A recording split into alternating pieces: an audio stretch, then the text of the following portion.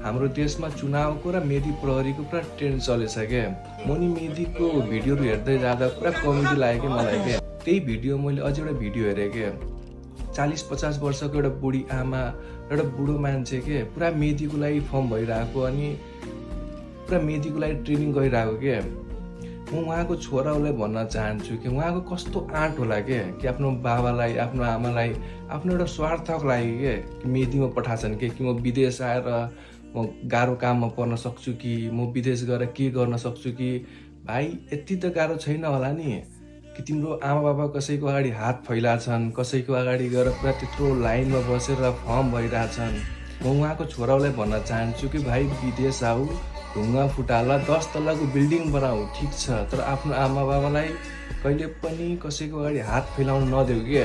विदेश यति गाह्रो छैन के, गाह्रो त्यो छ जब आफ्नो आमा बाबा कसैको अगाडि हात फैलाउँछन् के।